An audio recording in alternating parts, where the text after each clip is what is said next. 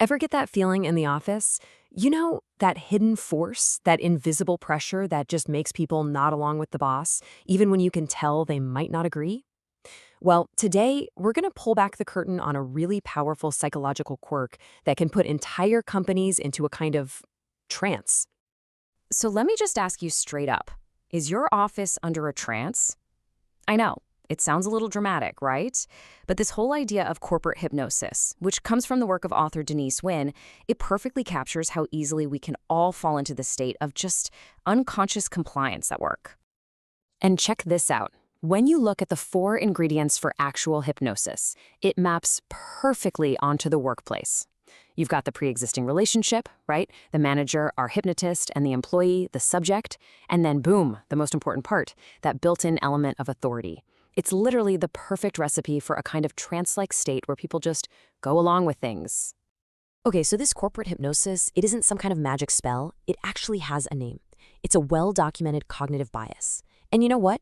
Just understanding it, just naming it, is the very first step to breaking its hold. And that name is authority bias. It's our built-in tendency to give way more weight to the opinions of an authority figure, and yeah, to be more influenced by them. It's the reason we might stay quiet in a meeting when we have a doubt. And look, this isn't some minor flaw. This is the exact kind of bias that was right at the heart of huge scandals, like the Wells Fargo account fraud, where employees were just following completely unethical directives that came from the top down. And here's the really tricky part. This isn't just about someone being a weak person. Oh no. This bias is constantly being propped up and reinforced by the very systems we work in, which creates this powerful 3-sided risk. Let's break this down real quick. So first, you've got the structural risk. Think about it. Rigid corporate hierarchies are literally designed to create a power imbalance. Then you layer on the leadership risk. An unethical leader can so easily exploit that structure. But the final piece of the puzzle is psychological. We are, as humans, simply wired to defer to people in charge. These 3 forces together, man, it's a perfect storm for blind compliance. And this isn't just some business theory either. I mean, the famous Milgram obedience studies in psychology proved this point decades ago.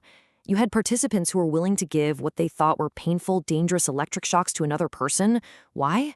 Simply because an authority figure in a lab coat told them to keep going. It's a brilliant and, frankly, a kind of scary illustration of just how deep this instinct to obey runs in all of us. So, what's the fix? For years, the go-to answer has been, let's flatten the organization. Get rid of all those layers of management. But here's the thing. As it turns out, that really popular solution, it doesn't quite get the job done. Yeah, the myth is that a flat org chart just magically solves the problem. But the deeper reality is that hierarchy doesn't just vanish. It just goes underground. It becomes informal. Cliques form, influence shifts around.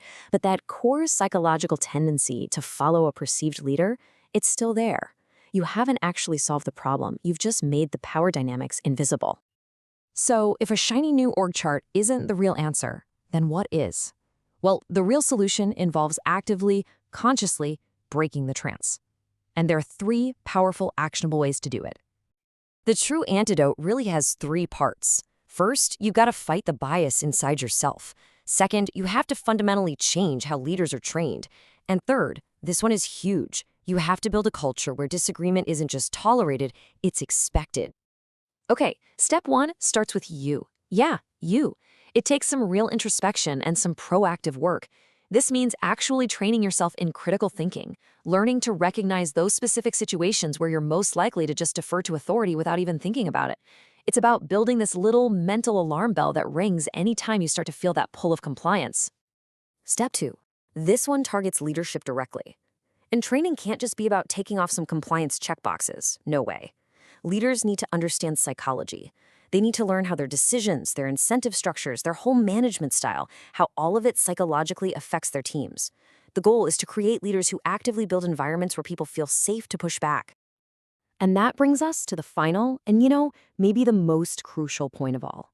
You have to change the culture itself. The big goal here is to make healthy, respectful disagreement a totally normal, everyday part of doing business. So how in the world do you actually do that? Well, you can build it right into your processes. Make it standard practice to ask for dissenting opinions in meetings.